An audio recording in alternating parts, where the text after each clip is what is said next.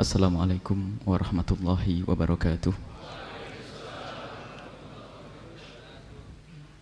Alhamdulillah Ar-Rahman Ar-Rahim alladzi ba'atha rasulahu rahmatan lil alamin. Fassalatullahi wassalamu ala ar-raufir rahim habibina wa syafi'ina wa maulana sayyidina Muhammad alladzi qila anhu wa huwa arhamu bina minna wa ala alihi al-mutahharin wa ashabihi at-tayyibin wa tabi'ina lahum bi ihsanin ila yaumiddin. Allahumma ya rabbana irhamna wa la tu'adzibna wansurna wa la takhdhulna wa afina wa la tumritna wa akrimna wa la tuhinna. Allahumma ya rabbana anzil fi qulubina rahmatan narhamu biha ikhwanana wahsyurna yawmal qiyamati ma'a zumrati habibika sayyidina Muhammad wa tahta liwa'ihi. Allahumma ya rabbana arzuqna taubata qabla al-maut wa syahadata 'inda al-maut wal jannata ba'da al-maut. Amma ba'du. Yang sangat kami cintai, yang kami muliakan, para habaib dzurriyyah Sayyidina Muhammad sallallahu alaihi wasallam, dan harus diyakini bahwasanya kita semua ingin sambung dengan Sayyidina Muhammad sallallahu alaihi wasallam. Jika kita berbicara tentang syariat Nabi Muhammad sallallahu alaihi wasallam, dan sungguh jika tempat itu tempat untuk mengenal kita kepada syariat Nabi Muhammad, di situ ada dzurriyyah Sayyidina Muhammad, maka tempat itu tentu akan lebih berkah. Dan semoga kumpulan kita pada malam hari ini bersama para habaib dzurriyyah Nabi Muhammad sallallahu alaihi wasallam menjadi sebab kita kelak bisa kumpul bersama Rasulullah di surga,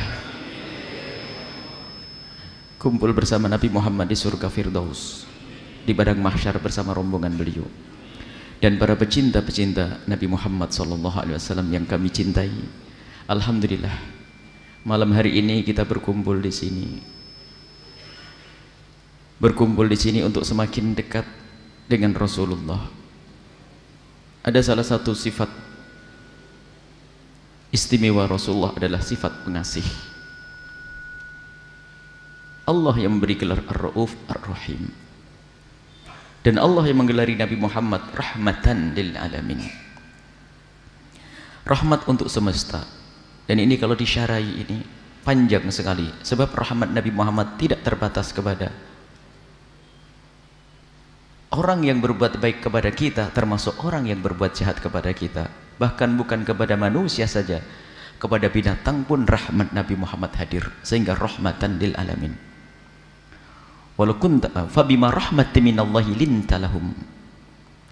Maka Nabi dengan kasih sayangnya menyebarkan syariat Nabi Muhammad, syariat beliau, dengan kasih sayang beliau lah tersebar. Walau kunta faddan ghalidhal qalbi lang faddu min hawlik. Bertentangan dengan sifat rahmat adalah sifat keras. Dan sifat keras di dalam menyampaikan dakwah pun bukan sifat dan cara Nabi Muhammad sallallahu alaihi wasallam. Maka kalau kita amati bagaimana hamba-hamba Allah, para kekasih Allah menyampaikan dakwah, kalau kita lacak sejarah Indonesia, nyebarnya Islam ke Indonesia yang dibawa oleh para habaib dari Hadramut, sebagian hijrah ke Gujarat terlebih dahulu, kemudian menjelajah hingga sampai ke Samudra Pasai, kemudian sampai ke Jawa, sampai ke kita, adalah dengan kasih sayang mereka, kelembutan cara mereka. Dan itulah Islam yang diajarkan, menyebarkan dengan keindahan. Bahkan di saat menegur orang bersalah pun dengan keindahan dan kelembutan, bukan dengan mencaci maki, dan bukan mengolok, dan bukan merendahkan. Dan itulah mata Nabi, namanya mata kasih sayang, ainur rahmati. Kita sering di saat kita sudah menjadi baik, bisa sholat berjamaah, bisa banyak zikir, kalau melihat orang melakukan kesalahan saja langsung mandang picik dan merendahkan. Bagaimana Imam Muhammad Al-Baqir suatu ketika mendengar cerita bahwasanya di tetangga sebelah sana ada yang berbuat zina. Mendengar begitu langsung beliau menangis. menangis terseduh-seduh. Sampai yang memberitahu itu ketakutan, ya Imam, ada apa engkau menangis? Apakah itu kerabatmu atau anakmu atau saudaramu? Beliau mengatakan bukan. Lalu kenapa kau sampai menangis? Beliau mengatakan, yang aku tahu di kampung ini semua adalah umat Nabi Muhammad, berarti yang berzina adalah umat Nabi Muhammad. Aku tidak rela jika ada umat Nabi Muhammad melakukan kemungkaran, mengangkat tangan dan memohon ampun kepada Allah untuk orang tersebut. Kita sering di saat melihat kemungkaran lalu mencaci, mana kasih sayang? Dan inilah yang akan kita hadirkan insyaallah, silsilah panjang. Dan berbuat kasih sayang kepada orang yang bermaksiat pun harus, apalagi berbuat kasih sayang kepada orang yang sangat baik dengan kita. Maka insya Allah silsilah malam ini akan kita mulai bagaimana kasih sayang kita, hendaknya kita hadirkan kasih sayang untuk orang tua kita. Ini yang aulawiyat, prioritasnya terlebih dahulu. Wa qadha rabbuka alla ta'budu illa iyyahu wa bil walidaini ihsana. Lihat, ibadah yang pertama adalah kepada Allah, engkau menyembah Allah. Martabat yang kedua adalah dengan orang tua berbuat baik. Sehingga dikatakan durhaka kepada orang tua adalah dosa besar, minal kabair, tidak akan dilihat oleh Allah. Dan yang durhaka kepada orang tuanya tidak akan menemukan kebahagiaan di dunia dan di akhirat. Bahkan kullu dzambin yuakhirullahu uqubatahu yaumal qiyamati ila uquqal walidaini fa innallaha yu'ajjilu fid dunya qabla al mamat. Semua dosa ini ditunda hukumannya nanti di akhirat, kecuali durhaka kepada orang tua akan diberi oleh Allah hukumannya di dunia sebelum di akhirat. Dan yang durhaka kepada orang tua kalau tidak segera tobat tidak akan menuai keberhasilan, tidak akan menuai kebahagiaan. Kalaupun dia punya harta yang melimpah akan hancur. Kalau hartanya masih terjaga akan diberi istri yang kurang ajar. Ternyata istrinya baik akan diberi anak yang lebih kurang ajar dari dia. Kalaupun dia dengan anaknya baik, anaknya juga baik, maka Allah akan kirim orang yang bakal menyiksa dia. Pokoknya kalau sudah durhaka kepada orang tua akan dihukum di dunia sebelum di akhirat. Sehingga sebagian ulama mengingatkan, kalau kamu punya masalah berat segera kamu koreksi urusanmu dengan orang tuamu. Dan ingat orang tua, Masya Allah, berbakti kepada orang tua adalah urusan hati.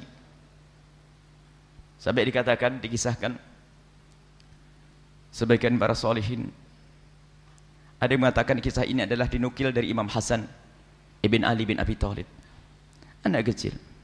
Imam Hasan bin Ali bin Abi Thalib, beliau ada yang mengatakan kisah ini dinukil dari Imam Hasan Basri. Dua-duanya orang besar dan mungkin beliau punya akhlak yang mulia semacam ini. Beliau tidak berani makan satu talam dengan ibundanya. Karena apa? Takut matanya itu melihat satu makanan, kemudian tangannya mendahului makanan yang ibundanya menginginkan makanan tersebut. Bukan karena jijik, aku tidak jijik makan dengan ibuku, cuman aku takut di saat aku ngambil makanan ternyata ibundaku melihat makanan tersebut. Begitu memuliakan ibundanya. Dan mari kita semua koreksi diri kita sendiri, tidak usah koreksi orang lain. Sekarang belajaran untuk aku nih yang mendengar, aku yang berbicara. Bagaimana urusan kita dengan orang tua kita, ketahuilah, dikatakan, disabdakan oleh Rasulullah bahwasanya doa orang tua kepada anaknya itu seperti doa Nabi untuk umat, langsung diterima, kecuali untuk anak yang durhaka. Bahkan kalau ada orang tua mendoakan anaknya dengan mengucurkan air mata darah di depan Ka'bah, tidak akan nyampe kepada anak jika anak itu durhaka. Kenapa? Karena anak itu sendiri yang memutus. Makanya nanti ada kelanjutannya, silsilah berikutnya, mendidik anak harus benar. Nanti kelanjutannya, sebab ada anak durhaka karena bapaknya salah mendidik, berarti kita telah memutus antara kita dengan anak kita. Nanti harus ada silsilah mendidik anak yang benar, mengenalkan kepada ulama, pada habaib, kepada orang-orang mulia. Jangan sampai anak kita lebih mengagungkan orang-orang yang tidak sholat. Ini problem juga. Baik, sekarang kita ngurus diri kita dengan orang tua kita. Berbakti kepada orang tua urusan hati. Jadi ingat jasa orang tua amat besar.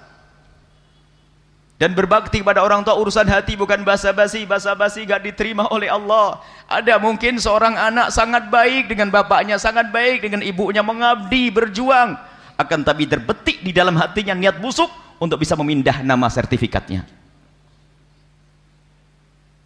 Hati-hati. Berjuanglah untuk orang tua karena Allah, bukan karena mengharap pemberian dari orang tua. Kita tidak akan bisa membalas budi baik orang tua kita, terlalu besar. Teramat besar budi baik orang tua kita kepada kita. Dikisahkan suatu ketika Sayyidina Abdullah ibn Umar melihat seorang anak muda yang sangat bekti kepada ibundanya, sehingga sang ibundanya itu dibawa haji, dalam riwayat umroh, digendong dengan kain sampai luka lehernya anak muda tersebut. Waktu tawaf digendong, waktu sa'i digendong, dan anak muda ini tahu kalau Sayyidina Abdullah ibn Umar melihatnya. Setelah selesai sa'i tahallul, sang ibunda didudukkan di tempat yang manis, dikasih minum air zam-zam. Kemudian anak muda ini mendekat kepada Sayyidina Abdullah ibn Umar. Wahai Imam Abdullah ibn Umar, saya mau tanya apa wahai anak muda? Engkau telah melihat aku telah menggendong ibundaku, mulai dari Arafah sana, sampai aku bawa kepada tawaf, sampai sa'i. Apakah yang aku, sampai luka leherku seperti ini, apakah kebaikan yang aku lakukan ini sudah bisa membalas budi baik ibundaku kepadaku? Dijawab spontan oleh Sayyidina Abdullah bin Umar, tidak. Apa yang kau lakukan semuanya itu tidak ada apa-apanya dibanding sesaat waktu ibundamu melahirkanmu. Sebab saat ibundamu melahirkanmu, taruhannya adalah nyawa, dan engkau menggendong ibundamu tidak pernah bertaruh nyawa. Kemudian lebih dari itu, wahai anak muda, dengar bagaimana seorang ibu di saat menggendong bayinya. Seorang ibu di saat menggendong bayinya berharap kapan anakku ini bisa membuka matanya, kapan anakku bisa berduduk, kapan anakku bisa merangkak, kapan anakku bisa berdiri dan berjalan, kapan anakku bisa besar. Itulah seorang ibunda di saat menggendong anaknya. Akan tapi ingat, alangkah banyaknya seorang anak yang di saat menggendong ibundanya terbetik di hatinya, kapan ibuku mati, dan tidak sadar itu masalah hati, halus sekali di dalam hati, dengan alasan macam-macam. Mungkin alasan kasihan dan ketahuilah, berbakti kepada orang tua adalah urusan hati, bukan urusan basa-basi. Basa-basi nggak laku. Sekarang bagaimana urusan hati kita dengan ibunda kita? Takutlah kepada Allah. Wakhfid lahuma janahadz dzulli minar rahmah. Tampakkan rahmat janahadz dzulli. Kami digambarkan, Allah menggambarkan seperti burung. Burung itu kalau di saat terbang mengepakkan sayapnya yang lebar begini, tapi di saat dengan anaknya diturunkan sayapnya, penuh kasih sayang. Hendaknya kita seperti itu dengan ayahanda kita, dengan ibunda kita.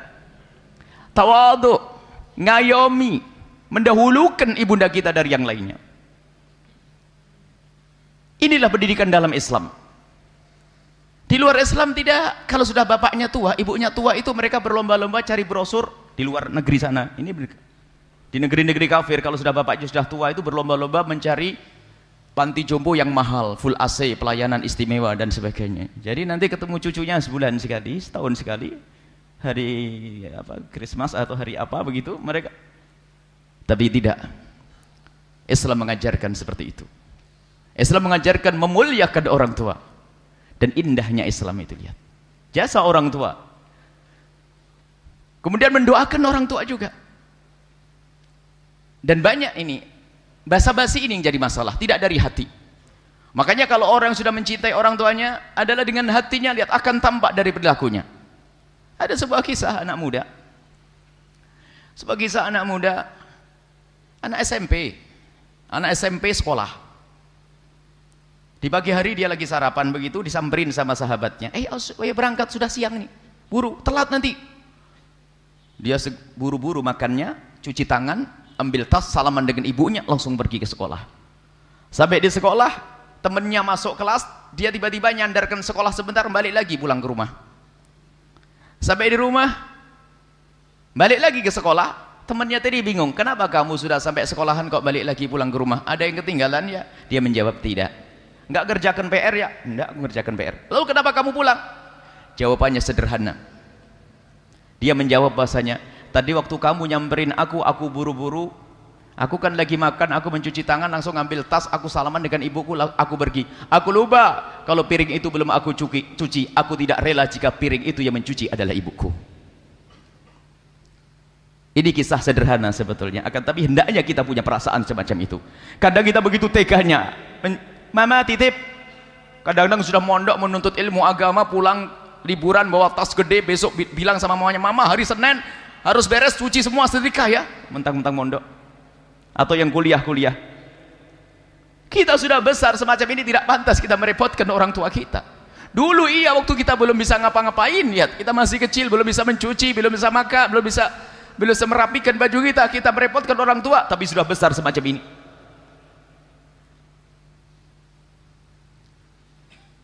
Kami sengaja membuat contoh cerita-cerita karena barangkali itu adalah modelku. Sebab dalam Al-Quran juga disebutkan kisah-kisah. Kadang aku itu loh aku, benar seperti itu aku. Kalau ibuku makan, aku naruh piring di atasnya dengan tenang tanpa ragu. Ibunya lagi cuci piring, langsung ditumpang di atas. Biar ibunya mencuci piring, coba. Padahal mencuci piring adalah ringan, lihat. Urusannya memang urusan hati kita nyambung atau tidak dengan orang tua kita. Kalau tidak nyambung dengan orang tua, Masya Allah, mudah memerintah orang tua, ngomong kasar dengan orang tua. Kalau Al-Quran mengatakan wala taqul lahuma uffin, kalau seandainya ada cara untuk mengungkapkan durhaka yang lebih lembut dari itu, durhaka yang lebih lembut akan diungkapkan. Uff itu gimana sih? Uff itu adalah kalau ngomong sama orang tua itu nggak nyaman sudah. Ya, nggak nyaman deh pokoknya, atau dojar, pokoknya kalau ngomong sama orang tua sudah nggak nyaman, nggak begitu perhatian. Kalau bahasa kita mungkin, kalau terjemahkan dalam bahasa kita, kalau dikasih tahu sama orang tua begini, nak kamu jangan dina, iya mi 2 kali. Kenapa pakai iya? Bilang iya mi kan enak, iya, ayo. Kenapa ada iya, ada pekelnya sedikit. Iya mi. Kadang malah nyanyi. Mungkin itu adalah aku. Hari ini kita harus hijrah. Hari ini adalah hijrah Allah Maha Pengampun. Akan tapi ingat, jangan terlambat kita minta ampun. Bangun urusan kita dengan orang tua agar hidup kita terbangun, bahagia di dunia dan bahagia di akhirat. Wala taqul lahuma uffin uff. Lah begitu paling rendah, cuman begitu saja sudah dilarang. Bagaimana kita sesaat membentak orang tua kita, ngomong kasar orang tua kita, kadang nyelgit ngomongnya gitu, memerintah orang tua seenaknya. Sayyidina Abdullah bin Mas'ud bagaimana hormatnya kepada ibundanya. Suatu ketika ibundanya minta air minum. Abdullah bin Mas'ud, ambilkan aku air minum. Iya Umi, kalau dulu tidak ada air minum, ada kulkas di dalam kamar enggak? Ngambil dulu ke sumur Zam-Zam. Setelah pergi, balik lagi, ternyata ibundanya tertidur. Allah. Di saat ibundanya tertidur, dia bingung. Mau ditinggal takut bangun, mau dibangunin kasihan lagi tidur. Akhirnya ditunggu sang ibu itu sampai waktunya bangun malam tahajudan, ibunya baru bangun. Abdullah bin Mas'ud, mana airnya? Ini Umi. Sudah jam berapa? Menjelang subuh Umi. Jadi Abdullah bin Mas'ud nunggu berjam-jam di hadapan ibundanya karena menjaga kemuliaan ibundanya, karena kasihan, sayang dan cinta kepada ibundanya. Memang itu adalah tingkat 3, akan tapi paling tidak kita tuh punya pengabdian kepada ibunda. Memang contohnya tinggi-tinggi semuanya itu tadi. Tapi hendaknya kita berusaha dan bisa kalau hati betul mencintai dan kenal Allah dan Rasulnya. Kita kenal Allah dan Rasulnya, dan itu pendidikan dari Rasulullah. Jangan sampai kita durhaka sama orang tua, menyakiti orang tua, sampai dikatakan, lihat gambaran indah, kalau ada seorang anak di saat berbicara kepada ibundanya, kemudian mendekatkan mulutnya ke telinga ibundanya sampai ibundanya tidak perlu mencari-cari suara itu dari mana, maka itu lebih bagus daripada jihad di jalan Allah.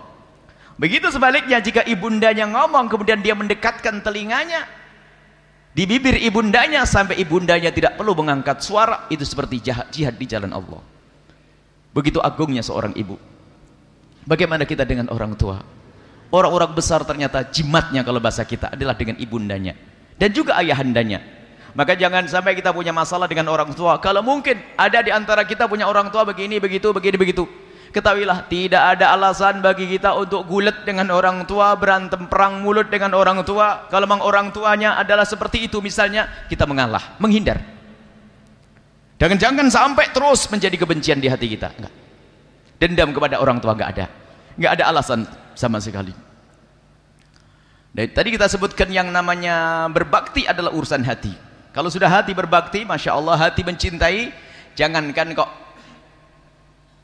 sampai nyuruh ibundanya menyuci piring, gak bakal berani. Bahkan mendengar ada orang basa-basi, ini anak gadis atau siapapun, mulai jam habis isya main HP di kamarnya, tahu ibunya kalau jam 8:30 akan nyuci piring. Sebenarnya dengar kletak nyuci piring, diintip di jendela, masih tinggi, belum masuk lagi. Nah, dan berapa jam lagi, setengah jam, menjelang dikit lagi hampir selesai, keluar. Aduh mama, ngapain mama ndak ngasih tahu saya, biar saya yang nyuci lah man. Jadi basa-basi, nggak laku itu semuanya. Urusan dengan orang tua bukan basa-basi, karena yang melihat adalah Allah yang memberikan keberkahan hidup. Allah yang memberikan keberkahan hidup. Maka hendaknya kita berbuat karena Allah.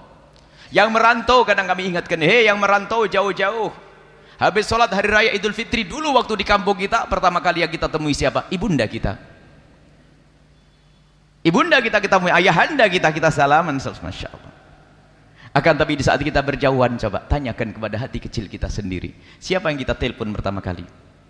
Apakah orang yang telah menolong kita kemarin, ngasih pinjaman duit 200 juta atau 100 juta, atau teman bisnis? Ibunda kita ada di mana? Jadi nomor 10, 11, 12, 13. Tapi kalau orang punya hati cinta, pertama kali yang diingat adalah ibundanya. Biarpun teleponnya nggak sambung, nggak ada masalah. Yang penting pertama yang diingat adalah ibundanya. Itu spontan itu, bukan main-main, bukan basa-basi. Dan itulah hubungan hati ini. Dan yang perlu kita latih adalah hal yang semacam ini. Dengan ibunda harus sabar dengan ibunda, mencintai ibunda, ayahanda kita. Masya Allah. Ada kisah di seorang ibu mempunyai 5 anak. Ini setiap ini selalu kami ulang-ulang kisah. Seorang ibu mempunyai 5 anak. Anaknya itu Masya Allah berbakti semua kepada ibundanya, baik semuanya dengan ibundanya. Suatu ketika sang ibunda ini sakit, suaminya sudah meninggal. Ibundanya ini sakit, masuk rumah sakit. Semua anaknya itu sudah punya rumah, anggap saja asal kota begini, sudah punya rumah, punya mobil, semuanya sudah hidup sejahtera. Di saat mendengar ibundanya sakit, berbondong-bondong mereka datang ke rumah sakit, karena anak berbakti semuanya. Sampai ke rumah sakit itu, setelah dipastikan ibundanya harus menginap di rumah sakit, mereka harus membuat jadwal siapa yang menjaga giliran. Ternyata setelah jadwal jadi, semuanya sepakat kami tidak mau pakai jadwal. Loh kenapa? Kata yang tertua, kami ingin tinggal di sini semuanya. Terserah tidurnya di mana, yang laki-laki tidur di luar, yang perempuan ada di dalam, dan seterusnya. Nanti kalau kita butuh pulang ke rumah sesaat-sesaat saja. Jadi jangan pakai jadwal deh. Kami ingin di sini semuanya. Masya Allah. Ada yang mijiti ibundanya, megang kepala ibundanya. Masya Allah. Akrab, suasana yang indah. Kemudian setelah itu apa? Sehari, 2 hari, sampai 10 hari lebih, ada salah satu dari anak perempuannya datang ke temannya sang dokter, bertanya tentang banyak macam-macam pertanyaan tentang keadaan anak tersebut, keadaan ibundanya. Akhirnya sang dokter menyatakan bahasanya ibumu sudah sehat dan boleh dibawa pulang. Senang itu sang anak dengan ibunya bisa dibawa pulang. Di saat sang anak perempuan ini mau pulang, mau keluar, di stop sama dokter. Mohon maaf ibu, ada obat yang belum beres, diselesaikan saja sampai besok, biar tambah sehari tapi sempurna. Gimana? Oh ya nggak apa-apa, disempurnakan sampai esok hari. Betul. Pulanglah anak perempuan ini ke ibundanya, sama saudaranya dikasih tahu kalau ibu sudah sembuh, bisa dibawa pulang. Wah seneng semuanya, diciumi ibunya, ibu sehat. Ibunya juga ngomong, iya bosen saya di rumah sakit, saya bosen, pengen cepat pulang, tapi harus besok ibu. Ya enggak apa-apa deh, besok. Akhirnya setelah itu berlima ini pada ngobrol, alhamdulillah ibu sudah pulang. Baru ingat, kak, dek, inget enggak kamar ibu kira-kira kayak apa ditinggal 10 hari lebih, 12 hari? Wah ya berantakan. Ayo siapa yang pulang duluan membersihkan kamar ibu, kamar mandi ibu. Jangan sampai waktu pulang nanti ibu kamarnya kotor, penyakitan lagi nanti. Semuanya pada noleh, bingung siapa yang pulang. Nggak ada yang mau pulang. Pembantu aja enggak, kalau pembantu nggak puas nanti, nggak sempurna. Nggak ada yang mau. Tiba-tiba yang tadi anak perempuan yang ke dokter tadi, yang tanya ke dokter, ngangkat tangan, gimana kalau saya pulang duluan? Oh ya enggak apa-apa, lebih cocok kamu pulang duluan, karena dia cekatan memang orangnya. Pulang duluan, sampai di rumah dibersihkan kolamnya, spraynya diganti, wah dibuka jendelanya, dibersihkan. Malam-malam saking seriusnya dimatikan itu HP, nggak mau diganggu oleh siapapun. Sampai sholat kecapean tertidur, pagi harinya ruang tamunya nanti pasti banyak tamu karena ibu orang sepuh banyak yang datang, dibersihkan semuanya. Ditunggu sampai jam 10 kok tidak ada berita kapan ibu datang. Setelah itu masuk ke kamar, ngelihat HP-nya mati. HP-nya mati, baru dinyalakan HP itu, rupanya banyak SMS yang masuk. Belum sempat membaca SMS, ambulan sudah masuk ke rumahnya. Dia deg-degan, oh kenapa harus pakai ambulan? Bukankah abang kakak-kakak punya mobil bagus, kenapa harus pakai ambulan? Jangan-jangan ibu meninggal? Dia gemeteran, dia ketakutan. Ambulan, belum sempat baca HP, ambulan sudah di hadapan matanya. Keluar abangnya, keluar kakaknya, keluar saudaranya, berempat saudaranya keluar semuanya. Setelah itu mana ibu? Susternya keluar. Kok pakai suster segala?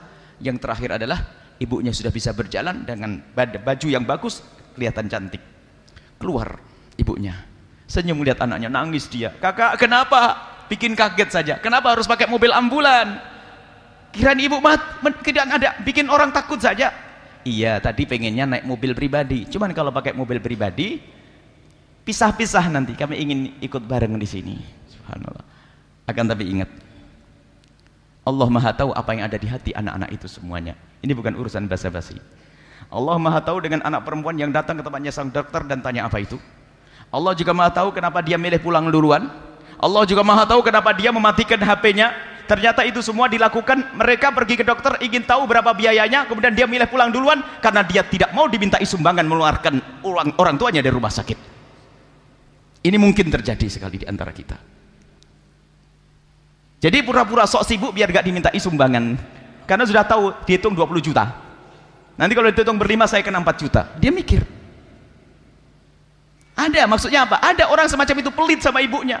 Kalau dengar ibunya sakit tuh mau ke rumah ibunya itu ntar dulu. Abang sudah ke sana belum? Kalau saya duluan nanti saya kena resepnya deh. Ada resep yang belum dibeli, belum ditebus. Innalillah. Bagaimana anak semacam ini? Ayo coba. Jangan sampai kita yang itu. Ini apa? Cerita ini kami hadirkan barangkali aku seperti itu, nggak peduli dengan urusan orang tua. Orang tua sakit biar kakak saja. Bahkan mungkin ibundanya mau nginep di rumahnya, nak, aku akan nginep di rumahmu nak. Iya mi, bahasanya iya mi. Tapi diam-diam telepon sama abangnya, abang, ibu mau ke rumah saya bang. Ya nggak apa-apa deh. Aduh bang, rumah saya kecil bang. Di rumah abang aja yang gede. Kata abangnya apa? Rumah saya mah gede tapi jarang di rumah saya, takut tidak kerasan. Lah kok ditolak semuanya? Awas hati-hati. Ini urusan hati. Tolong orang tua. Bagaimana urusan kita dengan orang tua? Hati kita dengan orang tua. Kadang pelayanan kita dengan orang tua. Dan juga di antara sebab durhaka diisyaratkan dalam kisah Alqamah adalah pernikahan. Jangan sampai pernikahanmu menjadikan kau jauh dari orang tuamu. Akan tapi hendaknya siapapun yang menikah menjadikan pernikahan itu adalah sarana untuk tolong menolong dalam berbakti kepada orang tua. Dan kaidahnya sederhana. Ajari istrimu untuk berbakti kepada orang tuanya, dan wahai istri yang mendengar suara ini, ajari suamimu untuk berbakti kepada orang tuanya. Wahai para istri, berbanggalah engkau jika mempunyai suami yang sangat berbakti pada orang tuanya, karena suamimu adalah ahli surga. Dan berbanggalah wahai seorang suami jika engkau punya seorang istri sangat berbakti kepada orang tuanya, karena istrimu adalah ahli surga. Jangan dilarang berbakti, memang hakmu wahai para suami, istrimu hendaknya bersamamu. Akan tapi kalau urusan orang tuanya, kenapa harus dilarang? Itu kan kesalahpahaman di dalam memahami syariat. Membaca kitab Uqdul Ijan salah. Sehingga apa? Pokoknya kamu tidak boleh ke rumah bapakmu biarpun sakit. Dulu kok biarpun sakit nggak boleh, ini gimana? Itu kan baca kitab Uqdul Ijan, ada kitab Uqdul Ijan, kitab masyhur, kita bagus tuh pendidikan akhlak. Itu ceritanya di kitab Uqdul Ijan itu, ceritanya ada seorang mau jihad, mau perang. Lalu berpesan kepada istrinya, wahai istriku, aku mau pergi. Kamu jangan kemana-mana ya sampai aku datang. Iya bang. Suaminya pergi. Tidak lama kemudian ada berita abahnya sakit. Di saat diberitahu abahnya sakit, anak perempuan tersebut berkata, aku dipesani suamiku tidak boleh pergi, mohon maaf, sampaikan kepada abah aku tidak bisa datang. Balik lagi. 3 hari kemudian bapaknya meninggal dunia. Dikabari lagi, aku sama suamiku tidak boleh keluar. Setelah itu apa? Ternyata gara-gara kepatuhan seorang anak perempuan, ada kabar gembira, orang tuanya diampuni oleh Allah Subhanahu wa taala. Lah ini ada ustadz membaca kitab Uqdul Ijan salah, lalu berkata, "Wah, istriku kamu tidak boleh ke rumah orang tuamu." Loh, kok tidak boleh? Ini gimana? Ini di Uqdul Ijan ceritanya begitu tuh. Oh, bukan. Itu ceritanya di Uqdul Ijan di kitab tersebut adalah suaminya tuh nggak ngerti kalau mertuanya bakal sakit. Kalau ngerti mertuanya bakal sakit pasti dipesenin, nak, kamu di rumah mertuamu, di rumah abahmu saja. Ada memang orang menghalangi ini kadang-kadang. Istri menghalangi suaminya berbuat baik kepada orang tuanya, seorang istri pun demikian. Ada orang ngadu kepada kita suatu ketika, ada seorang suami tanya kepada kami, Buya, gimana hukumnya jika abah saya meninggal beberapa tahun yang lalu, dan saya termasuk anak yang paling berhasil, ya seorang pengusaha asing. Gimana? Dan kemudian abah saya meninggal dan saya masih punya adik sekolah. Ibu saya seorang janda, tidak punya penghasilan kecuali dari bapak saya. Memang saya yang paling berhasil, saya kerja di kota, merantau, berhasil. Gimana hukumnya kalau saya membantu ibu saya tanpa sepengetahuan istri saya? Lalu kami bertanya, Bapak, itu duitnya siapa dan usahanya siapa? Usaha saya sendiri, Buya. Baik, kalau usaha-usahamu sendiri dan duit-duitmu sendiri kamu bagikan kepada siapapun di pinggir jalan sana, boleh kok. Apalagi diberikan kepada seorang ibu, tentu sangat boleh. Jadi nggak apa-apa, Buya, tanpa sepengetahuan istri. Tanpa sepengetahuan istri boleh kalau duitmu. Tapi kalau duitnya istri haram, alhamdulillah, berarti saya ya nggak salah deh kalau saya membantu ibu saya tanpa sepengetahuan seorang istri. Kemudian saya bertanya, Pak, mohon maaf nih, saya mau tanya nih. Apa, Buya? Memangnya kalau istri tahu kenapa? Aduh, Buya, saya ngirim ibu saya, ketahuan istri saya sekali cemberutnya sebulan. Oh, itu perempuan, itu iblis pakai kerudung itu. Mengajari suami jauh dari ibundanya itu. Awas, hati-hati yang demikian itu. Insya Allah ini wanita yang mendengar ini adalah ahli surga semuanya. Itu membahayakan, dan ada wanita semacam itu menghalangi suaminya. Sampai suatu ketika ada orang datang pada kami, Buya, saya punya suami itu kayak punya istri dua. Punya istri dua gimana? Setiap gaji dibagi dua, dikasihkan siapa? Separuh dikasihkan ibunya, separuh dikasihkan saya. Lah, ibu cukup enggak? Ya cukup, tapi kenapa begitu aturannya? Loh, orang mau berbuat baik sama ibunya dilarang. Ini bermasalah. Ini kadang-kadang ada semacam itu. Ada lagi kebalikannya. Seorang ibu cerita, alhamdulillah saya sudah jadi PNS. Jadi PNS. Kemudian dari suami saya dapat uang, tapi setelah dapat PNS saya lebih banyak duit saya. Gimana hukumnya kalau saya membantu ibu saya tanpa sepengetahuan suami saya? Ya kami tanya, itu duit siapa, ibu? Duit saya sendiri. Gaji ibu sendiri kan? Iya, gaji saya sendiri. Baik, kalau duitnya ibu mau diberikan ke siapa saja boleh, tapi ingat, jangan duit suami. Kalau duit suami engkau bagi-bagikan, hukumnya haram tanpa seizin sang suami. Bukan, Buya, itu duit saya sendiri. Baik, kalau duitnya ibu sendiri boleh diberikan ke siapa saja, karena duitnya ibu, bukan duit suami. Iya, duit saya. Baik, alhamdulillah, berarti saya tidak salah. Enggak salah. Sama pertanyaan saya, Ibu, memangnya kenapa Ibu kalau ngasih duit kepada ibu kemudian suami tahu? Waduh, suami saya marah-marah, ngancam gini, ngancam itu, ngancam ini, ngancam itu. Sampai suami saya itu jarang ke rumah mertuanya, ke rumah ibu saya. Masya Allah. Kok ada orang semacam itu? Mertuamu adalah ayah ibu daripada istrimu. Hendaknya kau baik-baik dengan beliau. Bahkan ajari istrimu, wahai istriku, kemanapun kau pergi harus pakai izin, kecuali urusan ibu bapakmu nggak pakai izin, langsung saja pulang. Allah.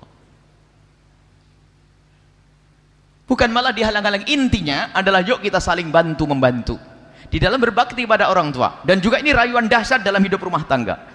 Nanti ada silsilah yang keberapa membangun kebahagiaan, keindahan dalam rumah tangga. Di antaranya cara merayunya adalah dengan mengajari berbakti. Contoh, kalau ada seorang suami mengajak istrinya belanja ke pasar, selalu suami itu minta tambah sarung satu lagi. Nah, kenapa kok Pak tambah lagi, Pak? Pokoknya tambah satu. Tambah kerudung satu lagi. Tambah satu lagi. Selalu ditambah, tambah. Sampai istrinya bingung, Bang, untuk siapa kok pakai tambahan-tambahan? Sudahlah, beli aja. Sampai di rumah dipisah itu yang tambahannya tadi, dibungkus oleh sang suami, dirapikan. Istrinya penasaran, Bang, untuk siapa itu kerudung? Untuk siapa itu sarung? Untuk siapa itu kue-kue? Sang suami tiba-tiba menjawab, untuk ibu. Ibu siapa? Ibumu kan sudah meninggal. Ibumu, Neng. Allah. Apa yang ada di hatinya? Terayu. Ya Allah, suamiku ingat ibuku, aku saja tidak ingat ibuku. Lihat pendidikan dari Nabi, indah semuanya nanti. Kebahagiaan akan terwujud di situ. Begitu dia seorang istri, tiba-tiba diam-diam nabung untuk mertuanya. Itu rayuan dahsyat itu. Dan memang begitulah hendaknya kita bangun rumah kita, rumah tangga kita adalah untuk saling tolong-menolong dalam berbakti kepada orang tua. Kisah Alqamah itu adalah seorang anak yang sangat baik dengan ibundanya dari salah satu sahabat Nabi.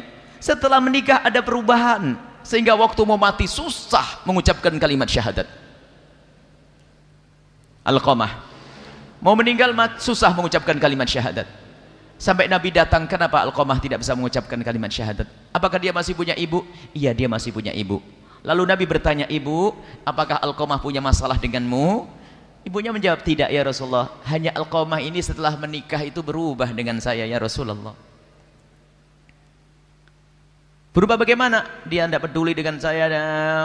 Ibu marah. Ya marah sih tidak, tapi di hati saya tidak nyaman.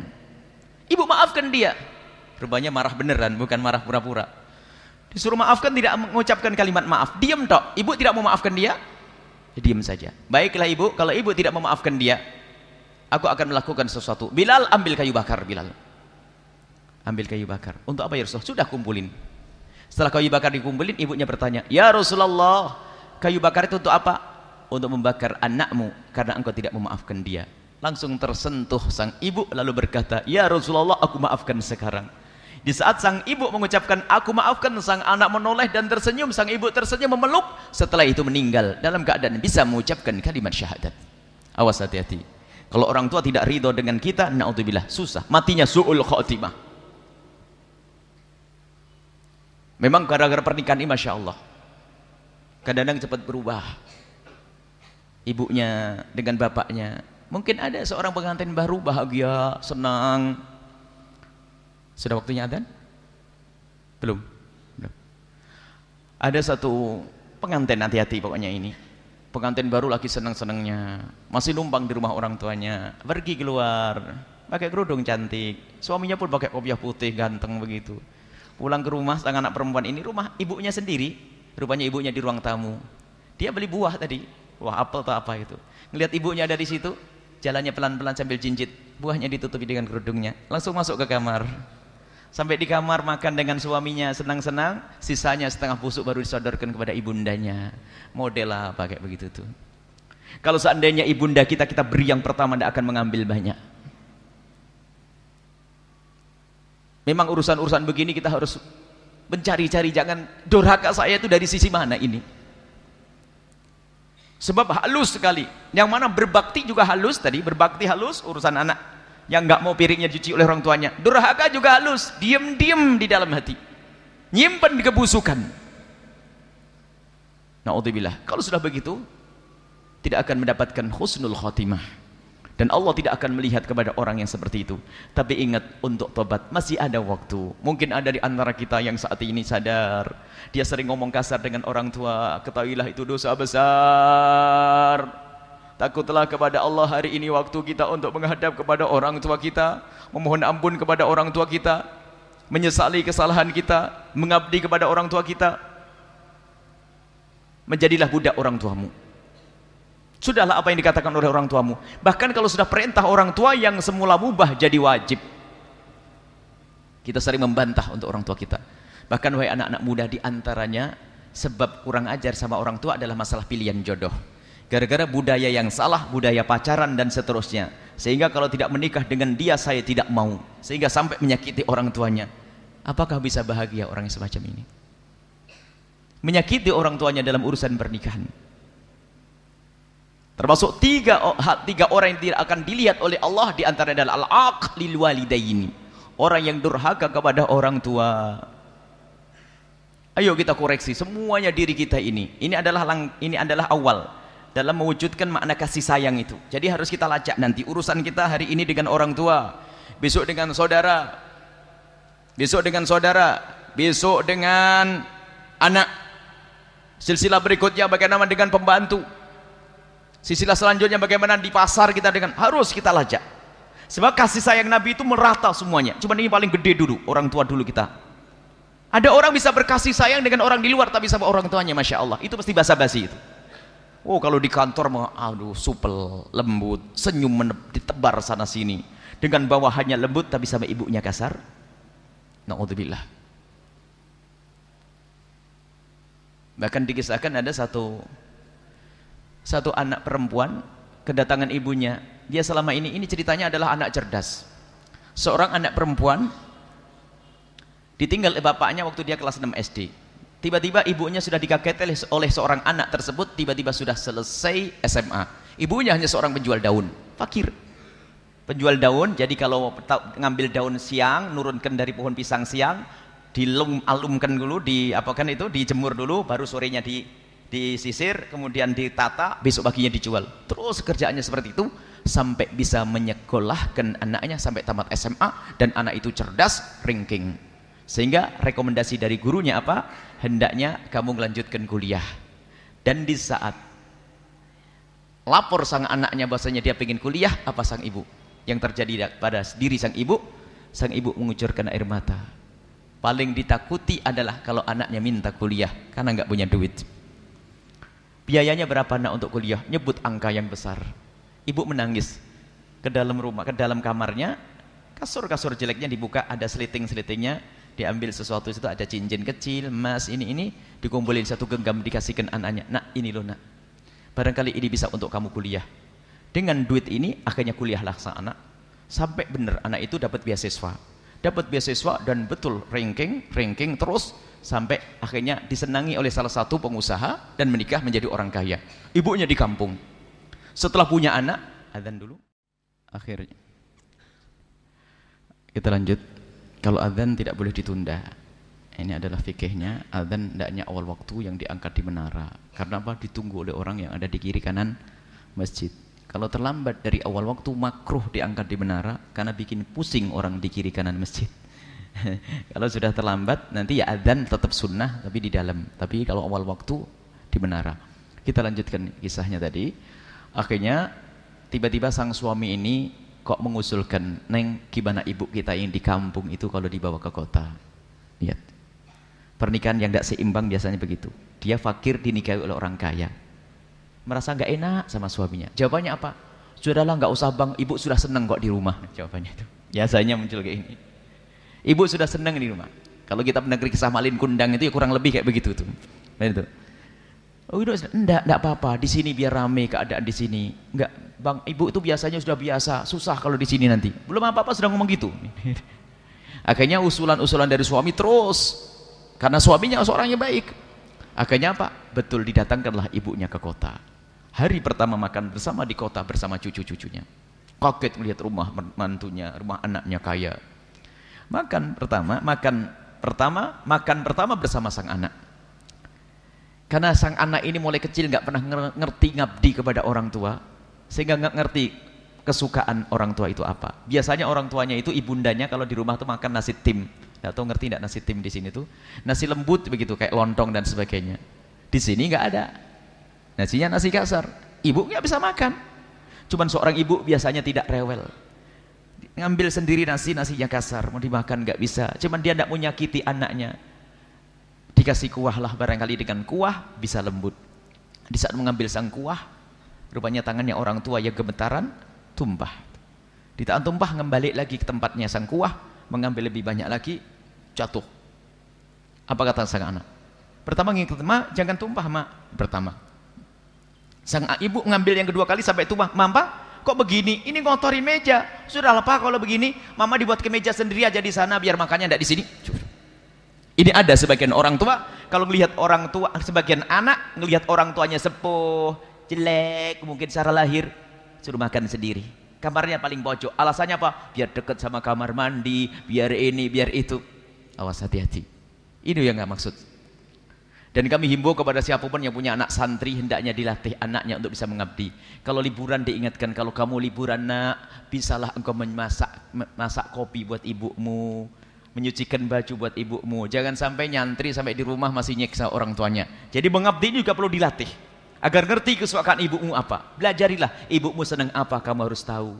Ibumu hobi apa harus tahu. Ini adalah dididik anak-anak itu. Baik, maksudnya apa di sini ada? Ada sebagian orang itu pernikahan ini gara-gara pernikahan, mungkin seorang melarat, laki-laki melarat menikah dengan perempuan kaya, akhirnya gengsi membawa ibunya. Malu, datang ke rumah ibunya saja sudah jarang-jarang. Kenapa? Nggak enak, gengsi. Padahal menantunya belum tentu seperti itu. Itu kesombongan. Dan awas, hati-hati, model-model seperti juga ada. Intinya ayo kita menjaga. Jangan sampai tiba-tiba kita termasuk tergolong orang yang durhaka. Maka hendaknya kita mencari cerita yang banyak, barangkali itu adalah aku. Termasuk orang yang pelit sama orang tua, jangan-jangan aku. Orang yang suka ngomong nyelkit, jangan-jangan aku. Intinya awas, hati-hati, durhaka kepada orang tua termasuk dosa yang sangat besar. Dan perintah berbakti kepada orang tua adalah perintah yang kedua setelah menyembah Allah Subhanahu wa taala, wa qadha rabbuka alla ta'budu illa iyyahu wa bil walidaini ihsana. Ini saja, tadi ada waktu untuk bertanya, dipersilahkan.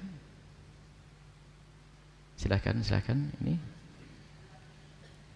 1 2 malah yang pakai kacamata lebih dulu angkat tangan. 3 dulu ya, baik. Sini. Ini dulunya. Nah, dulu sama yang di luar nanti. Angkat silakan. Assalamualaikum warahmatullahi wabarakatuh. Waalaikumsalam warahmatullahi wabarakatuh. Gini Bu ya, ini yang saya alami ya. Bagaimana cara untuk berbakti pada ibu yang sudah wafat. Terus yang kedua, berbakti pada ayah yang jaraknya jauh. Baik, coba. Gitu ya. Baik, insyaallah. Dijawab dulu atau bagaimana? Sambil jalan mic-nya. Ini pertanyaan ini pasti ada. Ini mungkin ada selama ini saya nggak sempat bakti kepada orang tua saya. Mungkin saya kasar dengan orang tua. Kemudian orang tua meninggal dunia, wafat. Baru sadar sekarang ini. Saya mau cari orang tua saya sudah dikubur. Gimana berbakti pada orang tua yang telah meninggal dunia? Yang pertama adalah jangan Anda berdoa kecuali orang tua Anda bawa dalam doa Anda. Anda melupakan sekali saja, ini alamat hatimu tidak nyambung. Itu saja. Wong doa itu enteng, apa sih susahnya doa? Yang menjadi lupa adalah hati tidak nyambung ke orang tua. Kadang kita doa satu gembok tebel, minta rezeki banyak, minta ini, tapi lupa mendoakan orang tuanya. Dan doa orang tua, Rabbighfir lahuma, Rabbirhamhuma, awafir lahuma warhamhuma kama rabbayani shaghira. Ya Allah, berikan pengampunan kepada orang tuaku dan berikan kasih sayangmu. Doa enteng tapi dari hati. Ya Allah, orang tuaku yang sudah di alam barzah, ampuni beliau ya Allah dan berikan rahmatmu. Ini satu. Yang kedua, kalau memang kita ingin bakti pada orang tua, kalau kita punya rezeki, coba, kalau kita punya rezeki, lalu Anda benar-benar pengen niat berbakti, lalu orang tuamu hidup lagi, kamu kasih berapa? Ayo, yang punya gaji 2 juta, jujur nih, yang hatinya pengen rindu untuk berbakti orang tua, mungkin kasih 100.000, 200, anggap saja 200.000 dari 2 juta. Potong 200.000, berikan untuk tempat kebaikan, niatkan untuk orang tua. Kalau memang kita niat, bukan basa-basi ngomong berbakti tadi. Gaji kita potong. Kalau seandainya hidup butuh apa? Orang tua tidak perlu kita kirim sate, gak suka sate, sudah meninggal. Tapi kalau seandainya boleh hidup, kita kasih berapa? Wahai anak yang berbakti, saya akan beri 10% dari harta saya, gaji saya. Ambil 10%, berikan yatim piatu, masjid, pondok pesantren, perjuangan di jalan Nabi Muhammad SAW. Berikan, akan nyampe. Dan pahalanya 3. Pahala Anda utuh, orang tua utuh, pahala berbakti. Ini yang kedua. Termasuk dikembangkan lagi, dimulai dari harta dulu. Sebab biasanya di sini godaannya. Ditambah lagi adalah dengan kalau kita punya amal baik, baca Al-Quran atau apa, dipungkasannya ingat orang tua. Ya Allah, pahala Al-Quran yang aku baca sampaikan kepada orang tua, yang disebut para ulama dengan ihda'us tsawab, atau sering disebut dengan tahlil dan sebagainya. Itu ihda'us tsawab, menghadiahkan pahala. Jadi agar nyampe kepada orang tua. Mungkin kita duduk di majelis mulia semacam ini, kita lintaskan, ya Allah, semoga pahala yang kau berikan kepada kami saat ini sampaikan ke orang tuaku. Tapi duitnya dulu, sebab ini yang paling manfaatnya langsung dirasakan oleh orang kiri kanannya. Biasanya pelit urusan ini. Ini yang kedua. Yang ketiga adalah min abarril birri silatu di abi, kata Rasulullah SAW. Termasuk berbakti yang sangat adalah menyambung silaturahmi orang tua. Dilakukan Rasulullah, berbaktinya Rasulullah, membalas budinya Rasulullah kepada Sayyidah Khadijah Al-Kubra. Bagaimana beliau ngerti Siti Khadijah punya perjuangan besar. Setelah Sayyidah Khadijah wafat, semua orang yang pernah dibaiki oleh Siti Khadijah dilanjutkan oleh Rasulullah.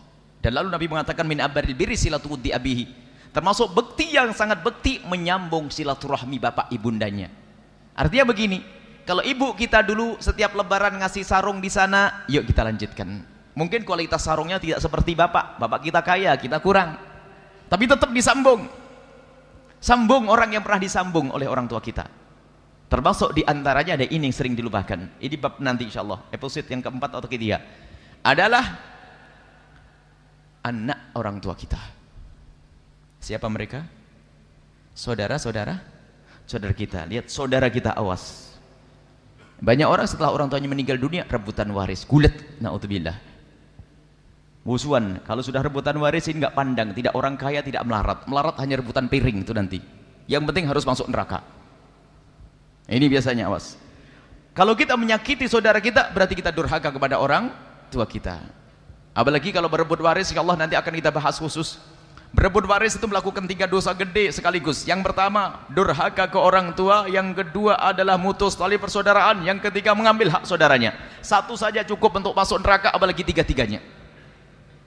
Makanya diantaranya bakti kepada orang tua kita adalah yuk kita baik dengan siapapun yang ditinggal oleh orang tua kita. Adik-adik kita, yuk kita rawat dengan maksimal. Kakak kita hormati dengan benar. Jangan menyakiti mereka. Menyambung silaturahmi dengan mereka. Dan ini adalah detailnya semacam itu. Akan tapi gambaran global, misalnya syariatnya haul. Cuman jangan haul saja bakti sama orang tua. Haul itu adalah kalau dijelaskan, dijelentrehkan hukum syara'nya, haul itu tidak lain adalah menjalankan 3 ini. Yang pertama ada silaturahmi. Semuanya datang. Ada sedekah, ya kan? Ada doa. Itu dalam haul yang selama ini kita amalkan. Jadi kalau mengatakan haul bid'ah kayaknya tidak ngerti jelentrehannya tentang haul. Jadi haul itu ada 3 coba. Ada sedekah, ada silaturahmi yang nggak ketemu. Lihat kalau haul di Solo tuh dari mana-mana ketemu. Ya, silaturahmi dahsyat itu pencinta semuanya. Pencinta Habib Andis semuanya pada kumpul. Kan begitu? Dari mana-mana. Ada sedekah, ada doa. Itu kan sifatnya tahunan, tapi di rumah kita bagaimana? Dan itu berlaku juga dengan guru kita.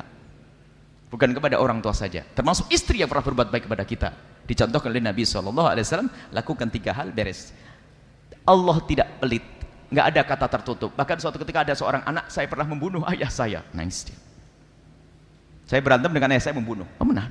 Membunuh anak saya. Saya pengen tobat, nangis saya nyesal pengen. Allah Maha Pengampun. Allah Maha Pengampun. Terus kita bimbing sampai dia menyesal. Dan bisa baik. Apakah diampuni? Ampuni. Allah Maha Pengampun. Orang nyesal kok. Dan dia menyesal, lihat. Dia membiayai adiknya setelah itu merawat semua yang bersama. Saya kasih tahu masalah ini.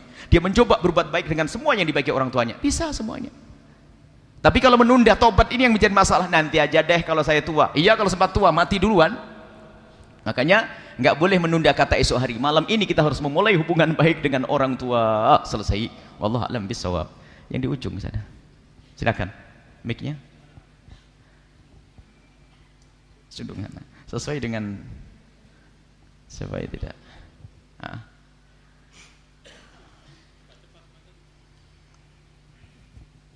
ya. Yang kedua tadi apa tadi? Oh baik. Assalamualaikum warahmatullahi wabarakatuh. Waalaikumsalam warahmatullahi wabarakatuh. Terima kasih untuk waktunya. Di sini sesuai dengan tema Islam rahmatan lil alamin begitu ya. Di sini saya akan menyampaikan beberapa pertanyaan. Yang pertama, satu aja. Satu ya. Pilih yang paling penting buat. Iya, terima kasih.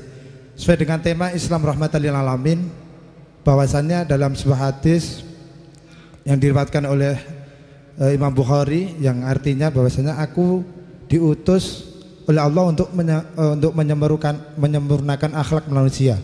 Yang artinya begitu. Dalam konteks ini bahwasanya misi Nabi Muhammad diturunkan oleh Allah ke dunia ini adalah bukan untuk mengislamkan dunia, akan tetapi untuk menyempurnakan akhlak manusia, kan begitu ya. Jadi yang menjadi pertanyaan saya dalam konteks ini, bagaimanakah dengan perang-perang Nabi Muhammad yang terdahulu yang terjadi ketika Nabi Muhammad dan para sahabat masih hidup? Itu bukan, apakah itu juga tidak memaksa untuk mengislamkan manusia? Apa bagaimana begitu penjelasannya, Buya Yahya? Terima kasih. Itu yang menjadi undangan saya. Terima kasih. Assalamualaikum warahmatullahi wabarakatuh. Assalamualaikum warahmatullahi wabarakatuh. Adapun berbakti pada orang tua yang jarak jauh, intinya berbakti itu dengan hati. Selalu mikir apa yang dibutuhkan oleh orang tua kita. Kalau butuh duit, kita butuh duit. Kalau tidak butuh duit, apa yang dibutuhkan? Mungkin orang tua kita membutuhkan engkau bantu adik-adikmu, bantu adik-adikmu. Jadi kita harus paham. Lalu apa yang diinginkan orang tua? Kalau ternyata orang tua menginginkanmu dekat dengan beliau, dekatlah dengan orang tua. Jadi itu, jadi berbakti itu kita. Urusan hati itu, bukan basa-basi. Belum tentu butuh duit. Jangan bakti ngirimi duit tok. Kadang aku tidak butuh duitmu, nah, aku pengen melihat kamu. Kan bisa saja begitu. Aku tidak butuh duitku nak, akan tapi kamu butuh perhatian kepada adikmu. Bisa saja begitu. Jadi apa yang dibutuhkan oleh orang tua? Dan jangan lupa doa. Selalu untuk orang tua yang masih hidup sekalipun. Baik, adapun pertanyaan selanjutnya adalah peperangan Nabi tidak pernah Nabi yang memulai. Peperangan Nabi bukan untuk memaksa masuk Islam. Akan tapi peperangan dilakukan oleh Nabi. Lihat, di Mekah Nabi tidak mengadakan peperangan. Setelah hijrah ke Madinah, baru setelah itu ada peperangan. Kenapa? Peperangan yang dilakukan Nabi adalah untuk membela 3 hal. Yang pertama membela agama, undang-undang. Yang kedua adalah membela bangsa, manusianya. Yang ketiga adalah membela bumi pertiwi. Jadi unsur negara itu ada 3. Ada undang-undang, ada tanah, ada wilayah, kemudian ada penduduknya. Maka di saat ada yang mengganggu 3 hal ini, maka Nabi berperang. Karena apa? Untuk melindungi. Jadi bukan Nabi memulai peperangan. Selalu Nabi mengajak, ayo, dikirimi surat dulu, aslim taslam, aslim taslam, aslim taslam. Tapi ternyata mereka yang menyuruh peperangan. Menghalangi orang pengen berbuat baik. Lah ini kamu menghalangi orang yang mau berbuat baik, maka Nabi melakukan peperangan.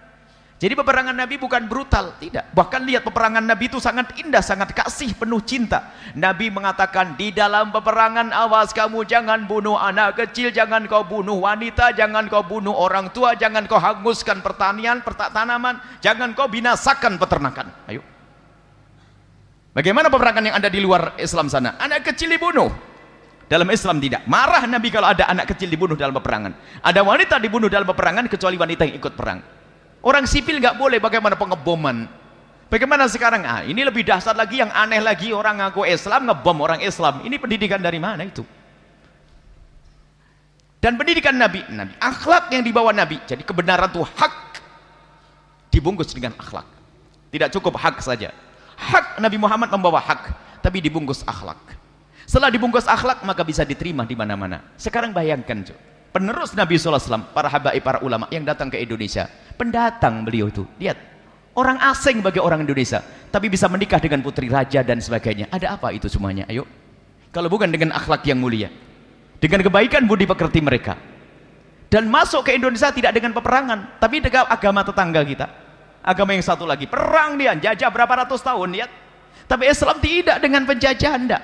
Adapun berita yang selama ini diekspos Islam disebarkan dengan pedang, itu adalah dusta. Islam tersebar tidak dengan pedang, akan tapi dengan kasih sayang Nabi Sallallahu Alaihi Wasallam. Baca sejarah yang sesungguhnya akan ketemu judulnya.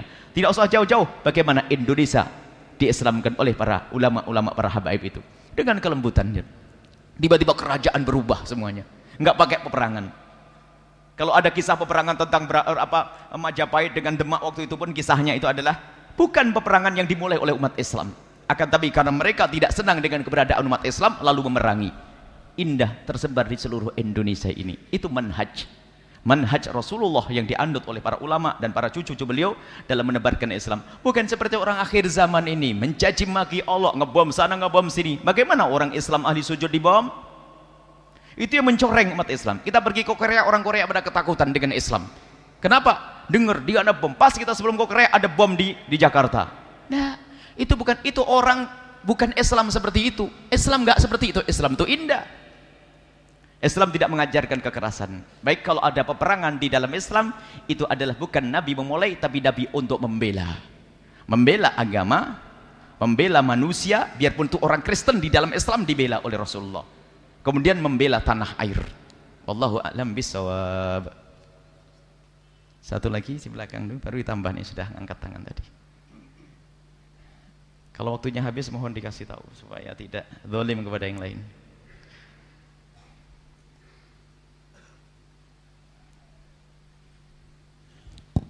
Bismillahirrahmanirrahim. Assalamualaikum warahmatullahi wabarakatuh. Waalaikumsalam warahmatullahi wabarakatuh. Yang kami hormati para habaib dan Buya Yahya, pertanyaan saya Buya, saya pernah melakukan banyak sekali dosa kepada orang tua, yang kemudian yang ingin saya tanyakan, bagaimana saya tahu orang tua saya sudah benar-benar memaafkan saya, karena saya sudah memohon maaf dan berusaha baik, dan mereka pun sudah baik kepada saya dan keluarga kecil saya. Tetapi sampai sekarang saya dan istri saya masih mempertanyakan apakah benar orang tua sudah memaafkan kami atau belum, seperti itu Buya. Dan yang Berikutnya Satu aja cukup. saya mohon doa untuk Amin. saya, orang tua, dan mungkin semua yang hadir di sini agar dimudahkan Allah untuk berbakti kepada orang tua. Amin, Demikian amin. Buya. Terima kasih atas jawabannya. Assalamualaikum warahmatullahi wabarakatuh. Waalaikumsalam warahmatullahi wabarakatuh. Nasihat Luqman Hakim jawabannya. Luqman Hakim menasihatkan, lupakan dua hal dan selalu ingat dua hal. Yang harus kau ingat dua hal ini adalah, jika ada orang berbuat baik kepadamu, awas jangan kau lupakan. Selalu berusaha kamu untuk mengingat kebaikan orang kepadamu. Yang kedua, yang harus selalu kau ingat adalah di saat engkau berbuat salah kepada seseorang, sampai kapanpun jangan kau lupakan. Tujuannya apa? Agar engkau berhati-hati tidak mengulang kesalahan, agar engkau selalu berbahauri kata maaf. Sebab mengulang kata maaf tidak hina. Dan bagus, harus seperti itu hatimu. Merasa gimana ini, saya merasa salah terus, apakah sudah dimaafkan? Tetap terus berusaha. Dan tidak boleh kata menyerah. Biasanya pertanyaan adalah tidak dengan orang tua. Saya sudah minta maaf kepada seseorang lalu dia tidak memaafkan saya, bagaimana? Tidak boleh kita berkata, ya sudah yang penting saya minta maaf. Enggak, Anda harus tetap berusaha sampai dia memaafkan. Sampai kapan? Pokoknya nggak bisa melalui dia, melalui orang lain, melalui ini, melalui surat, melalui berusaha. Sampai kapan? Sampai tidak ada batasnya. Sampai dia mati atau saya mati. Kalau saya mati, dia belum memaafkan, saya sudah berusaha seperti itu. Ada satu riwayat nanti di akhirat nanti, orang-orang yang seperti itu yang pengen menuntut kepada saudaranya akan dikatakan, wahai hamba Allah, lihat itu di surga itu, di atas itu ada istana surga. Untuk siapa? Liman yadfa' thamanah. Dijawab oleh malaikat, bagi orang yang membayar harganya. Siapa yang bisa membayar istana seperti itu? Engkau yang bisa membayar. Bagaimana caranya? Engkau ambil, engkau maafkan saudaramu yang berbuat salah kepadamu, maka engkau akan mendapatkan itu. Spontan dimaafkan. Yang dulu di dunia enggak maafkan, langsung dimaafkan nanti di akhirat. Yang penting kita usahanya serius. Belum masa, ya sudah, yang penting saya sudah minta maaf, maafin terserah deh. Ini kan kurang ajar namanya. Apalagi dengan orang tua, bagus seperti itu. Terus berbuat baik. Bahkan kalau seandainya seorang anak sudah berbuat baik kepada orang tuanya, ada namanya sifat orang tua yang macam-macam. Beliau manusia, bukan malaikat, bukan nabi. Kadang masih pilih kasih, kita berbuat baik masih tidak dianggap. Kita berbuat baik kadang-kadang kalau anak yang satu lagi ngasih langsung dipegangi, giliran kita ngasih dilempar. Ini ada orang ngadu kita. Kalau saya ini, tidak peduli, jangan ngurus itu. Yang penting engkau punya tugas berbuat baik. Jika orang tuamu tidak menerima, Allah sudah menerima. Jangan sampai jadi putus asa itu. Nah ibu, setiap saya kasih pasti begitu. Terima kasih mah enggak, tambah sakit hati saya. Loh enggak, katanya mau berbakti ke orang tua. Ini ada. Orang tua kadang pilih kasih, na'udzubillah. Awas, hati-hati, ini juga nasihat umum. Jangan sampai pilih kasih. Memberikan hibah kepada anak tidak adil, hukumnya haram, itu menanamkan kebencian antara anak. Biarpun itu anak mama, anak paling sayang, tidak boleh kita tidak adil. Harus adil dengan orang tua. Sebab ketidakadilan itu menjadikan kebencian di antara mereka. Baik, makanya biarpun seperti apa orang tua, apalagi orang tuanya sudah baik, enak, tinggal dilanjutkan, ditingkatkan. Yang penting ada niat dari diri Anda dan menyesali, tidak mengulangi kesalahan yang lalu. Insya Allah sudah sampai kepada Allah, dan Allah akan memaafkan itu semuanya. Semoga kita menjadi hamba-hamba yang berbakti pada orang tua kita. Cukup? Yakfi? Ada lagi? Fadal, kata Habib, diizinkan. Yang bertanya tadi mana, yang dekat sini? Ini. Baik.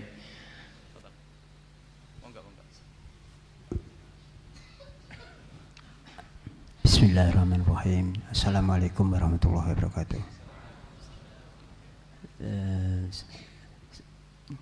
Kalau saya membaca terjemah di Al-Quran, dikatakan bahwa orang memperoleh pahala dari Allah itu adalah karena perbuatan kita sendiri gitu.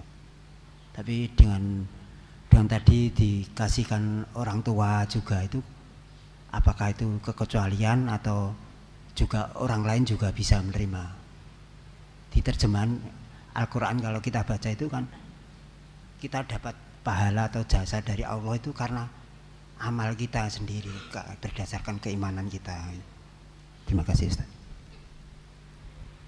Pembahasan adalah ayat yang dibahas, wa allaisa lil insani illa ma sa'a. Cara memahami bahwasanya dalam Al-Qur'an disebutkan seseorang tidak akan mendapatkan pahala kecuali dari usahanya sendiri. Usaha orang lain bukan jatahmu. Kan begitu. Bapak hanya mendapatkan gaji karena usaha Bapak. Gaji saya buat saya. Tapi apakah ini Apakah ayat ini mengatakan gaji orang lain tidak boleh diterima oleh kamu? Tidak ada. Dan diterangkan dalam banyak riwayat. Di dalam Al-Quran juga disebutkan tentang diperintah bagaimana kita mohonkan ampun orang tua kita. Dan juga masalah ida'ud thawab ini telah dibahas oleh para ulama menghadiahkan pahala. Nah, ini kesalahan memahami ayat wa allaisa lil insani illa ma sa'a, bahwasanya seseorang itu akan mendapatkan pahala dari yang dia usahakan saja. Ini tidak mengatakan, Al-Quran tidak mengatakan usaha orang lain tidak boleh. Usaha orang lain bagaimana? Usaha anak sampai kepada orang tua.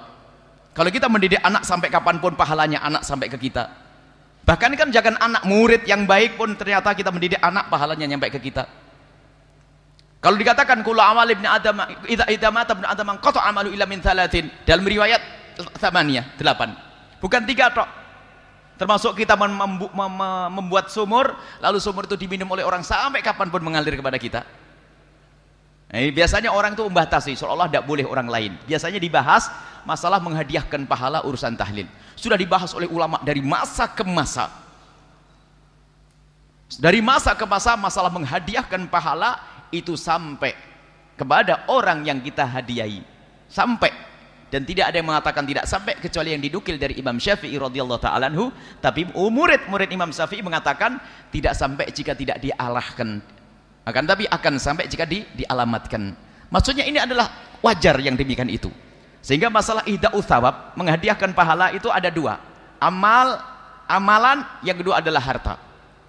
Kalau harta, dalam hadis riwayat yang seorang, ya Rasulullah inna ummi matat wa qad nadharat an tahujj. Ibuku mati nazar untuk haji. Ibuku nazar untuk haji. Bagaimana? Apakah akan aku penuhi nazarnya? Penuhi nazarnya. Sehingga seorang wanita tersebut mengamalkan satu haji lalu untuk orang tuanya. Sehingga dikatakan pahalanya untuk orang tua. Dan pahala untuk orang tua banyak kisahnya dalam riwayat-riwayat. Sehingga disepakati oleh para imam 4 madhab.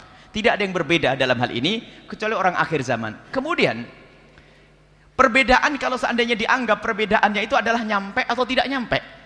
Bukan bid'ah atau bukan bid'ah, ini jauh sekali. Nyampe tidak nyampe menjadi bid'ah tidak bid'ah, ini kan jauh sekali. Sekarang ada orang dikit-dikit mengatakan itu bid'ah. Cobalah kita kalem sedikit. Ulama tidak membahas mengirimkan pahala itu bid'ah atau bukan bid'ah, tapi ulama membahas bahasanya nyampe atau tidak nyampe. Ihda'us thawab, ihda'u thawab, menghadiahkan pahala.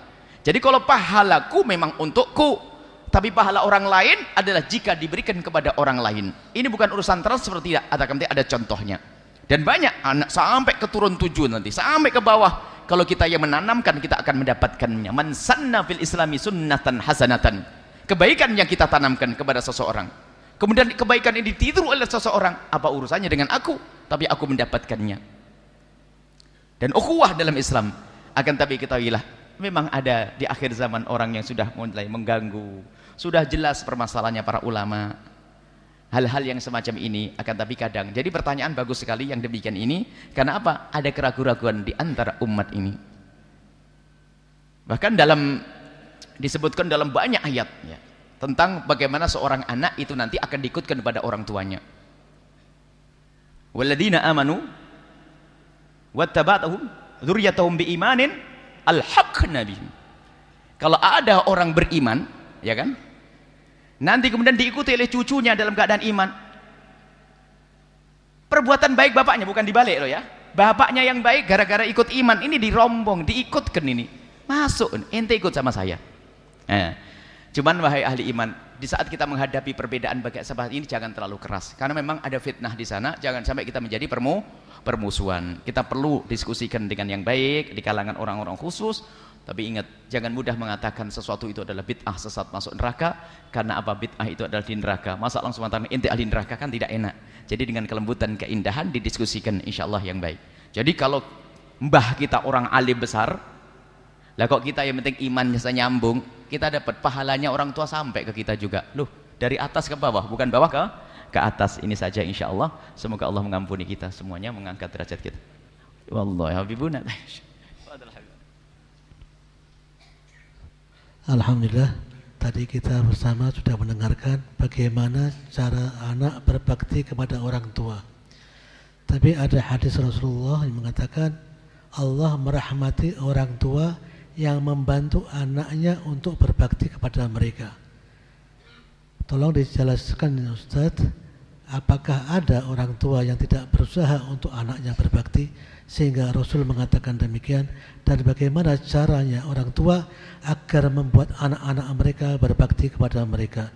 Terima kasih. Jazakumullah. Ada dua cara. Yang kedua, yang pertama saya sebutkan. Yang pertama adalah mendidik, kenal Nabi Muhammad, kenal Allah dan Rasulnya. Sebab banyak sekarang orang tua lihat anaknya dijadikan anak ahli dunia.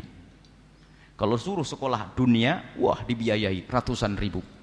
Tapi giliran sekolah agama, giliran orang tuanya tua dibentak-bentak, baru marah-marah. Yang salah bapak ibunya tidak menyekolahkan benar anak-anaknya.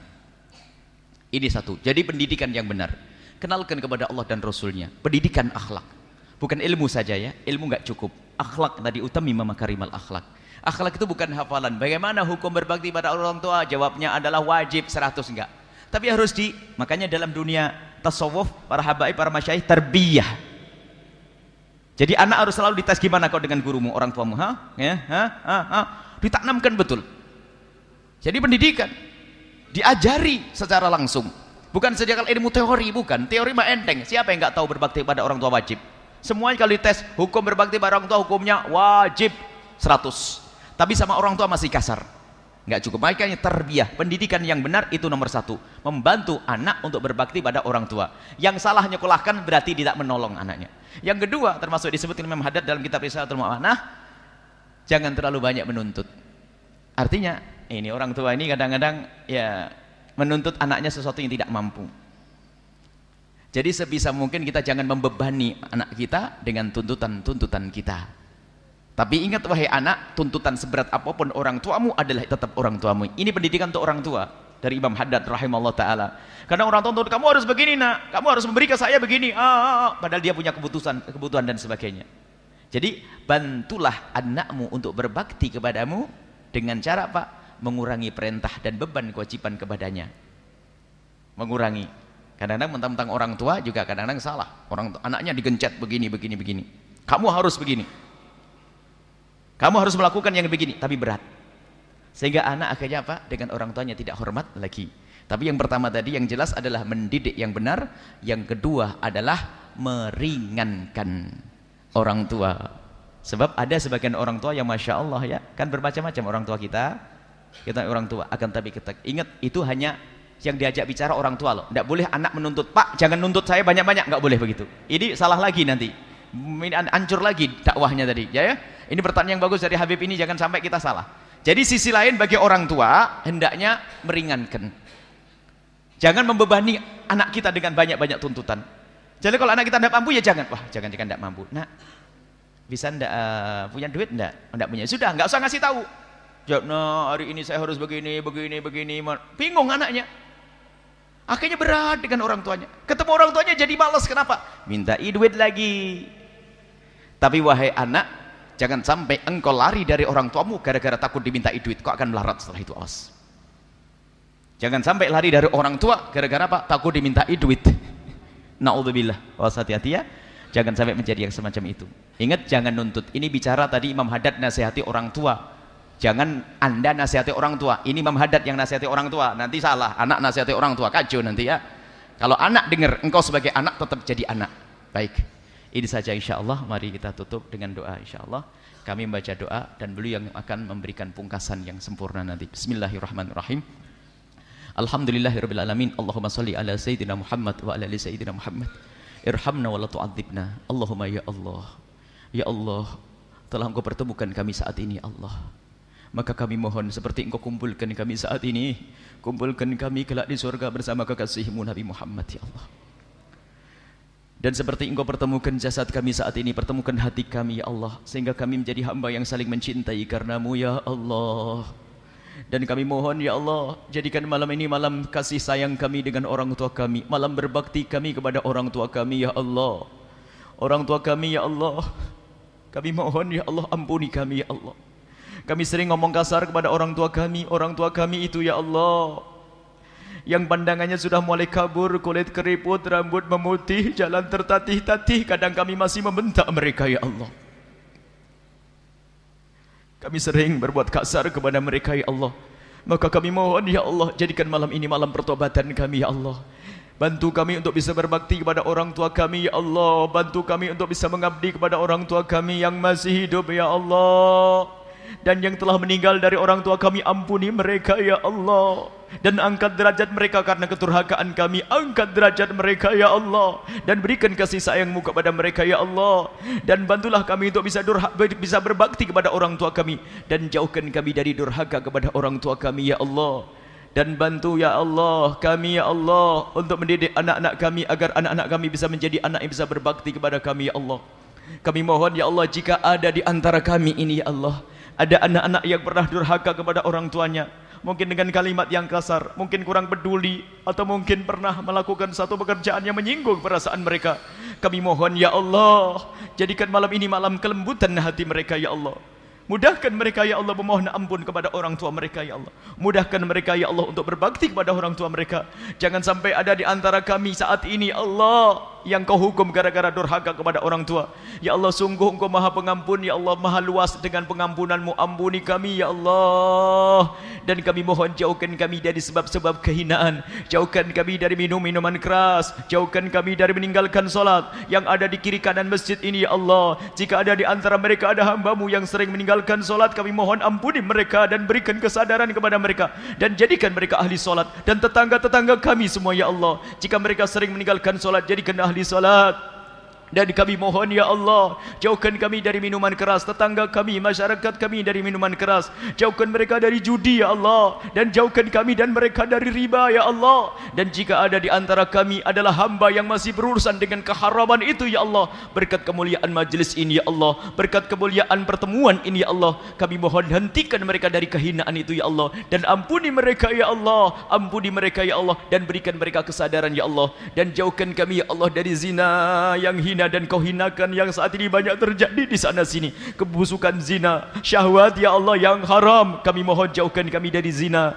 Dan jauhkan kami dari hinanya zina ya Allah. Dan jika ada di antara kami atau tetangga kami, masyarakat kami, ada hamba-Mu yang pernah terpeleset dalam hina dan busuknya zina, kami mohon berikan kesadaran dan ampuni mereka ya Allah. Hentikan dari kehinaan itu dan tutup aib mereka di dunia sehingga di dunia tetap mulia, dan tutup aib mereka di akhirat sehingga tidak Kau siksa. Dan jauhkan ya Allah kami dari melampiaskan syahwat yang haram, laki-laki dengan laki-laki, perempuan dengan perempuan ya Allah. Itu semua kehinaan ya Allah. Jika ada di antara kami yang melakukan kehinaan itu, kami mohon hentikan dengan kasih sayang-Mu ya Allah. Berikan kesadaran dan pengampunan ya Allah, dan tutup aib mereka di dunia dan di akhirat. Dan kami mohon ya Allah, jadikan kami hamba yang saling mencintai karena-Mu ya Allah. Jauhkan kami dari dendam kepada siapapun ya Allah. Jauhkan kami dari dendam kepada siapapun dan benci kepada siapapun. Jauhkan ya Allah. Maka kami mohon ya Allah, jika ada orang menggunjing kami, menfitnah kami, menyakiti kami, aniaya kepada kami, zalim kepada kami mohon jangan Kau timpakan musibah kepada mereka ya Allah. Jangan Kau timpakan musibah kepada mereka. Dan kami mohon ampuni mereka, berikan kesadaran kepada mereka ya Allah. Jangan ya Allah, jangan sampai mereka Kau hukum ya Allah. Sungguh kami tidak rela, karena mereka adalah umat kekasih-Mu Nabi Muhammad. Dan jauhkan hati kami dari dendam kepada siapapun. Dan kami mohon di majelis yang mulia ini, tambahkan kecintaan kami kepada kekasih-Mu Nabi Muhammad, dan tambahkan kecintaan kami kepada keluarga kekasih-Mu Nabi Muhammad. Tambahkan kecintaan kami kepada sahabat kekasih-Mu Nabi Muhammad. Dan tambahkan kecintaan kami kepada umat kekasih-Mu Nabi Muhammad. Ya Allah, jangan sampai kami menyakiti mereka ya Allah. Ya Allah, Engkau yang memiliki hati kami. Jangan sampai ada kebencian di hati kami kepada mereka. Dan kami mohon ya Allah, seperti Engkau kumpulkan kami saat ini, kumpulkan kami kelak di surga bersama kekasih-Mu Nabi Muhammad. Dan kami mohon ya Allah, pandanglah tempat ini dengan kasih sayang-Mu ya Allah. Ya Allah, wujudkan keindahan dalam rumah tangga kami, suami istri yang saling mencintai karena-Mu ya Allah, dengan anak yang soleh-solehah yang dibanggakan oleh kekasih-Mu Nabi Muhammad. Dan kami mohon ya Allah, jika ada di antara yang hadir di tempat ini yang tersinggung perasaannya oleh kalimat-kalimat kami mohon gantilah dengan kebahagiaan ya Allah, gantilah dengan kebahagiaan ya Allah. Dan kami mohon berkailah para guru-guru mulia yang ada di sini ya Allah, berkailah ya Allah kami berkat mereka ya Allah, dan berkailah perkumpulan ini. Yang sempit rizki lapangkan rizki mereka dengan rizki yang halal penuh berkah, yang sakit sembuhkan, yang punya hutang mudahkan kami dalam bayar hutang kami, dan panjangkan umur kami dalam ketaatan serta sehat walafiat. Dan ampuni kami semua ya Allah, ampuni ya Allah, jangan sisakan sedikit pun dari dosa-dosa itu ya Allah. Kami takut dengan dosa itu kami jauh dari kekasih-Mu Nabi Muhammad. Ampuni wahai Zat yang Maha Pengampun, jangan Kau cabut nyawa kami sebelum Kau ampuni dosa kami ya Allah. Dan kami mohon berikan kepada kami semua husnul khatimah, dan berikan kepada kami keistiqomahan dalam kebaikan ini Allah, dan berikan kepada kami istiqomah ya Allah, dan husnul khatimah, mati dalam keadaan iman. Dan kami mohon ya Allah, jadikan ucapan kami di akhir hayat kami kelak, saat Engkau hendak mencabut nyawa kami ingin saat itu ya Allah, hati dan lidah kami mampu mengucapkan kalimat agung dan mulia, la ilaha illallah Muhammadur Rasulullah, la ilaha illallah Muhammadur Rasulullah, la ilaha illallah Muhammadur Rasulullah sallallahu alaihi wasallam. Rabbana atina fid dunya hasanah wa fil akhirati hasanah wa qina adzabannar. Wa sallallahu ala sayyidina Muhammadin wa ala alihi washabihi wasallam. Walhamdulillahi rabbil alamin. Fadilan habib. Akhtim bil Fatihah. الفاتحة بقبول وتمام كل سول معمول وإلى حادث الرسول سيدنا محمد صلى الله عليه وسلم. الفاتحة. أعوذ بالله من الشيطان الرجيم. بسم الله الرحمن الرحيم. الحمد لله رب العالمين الرحمن الرحيم مالك يوم الدين. إياك نعبد وإياك نستعين اهدنا الصراط المستقيم صراط الذين أنعمت عليهم غير المغضوب عليهم ولا الضالين. يا ربنا اعترفنا بأننا اقترفنا وأننا أسرفنا على لظى أشرفنا، فتب علينا توبة تغسل كل حوبة، واستر لنا العورات وآمن الروعات، واغفر لوالدينا ربي ومولودينا والآل والإخوان وسائر الخلان وكل ذي محبة أو جيرة أو صحبة والمسلمين أجمع آمين. ربي اسمع فضلا وجودا منا لا باكتساب منا، بالمصطفى الرسول نحظى بكل سول. صلى وسلم ربي عليه عد الحبي وآلي وصحبي عداد الطش صحبي، والحمد للإله في البدء والتناهي.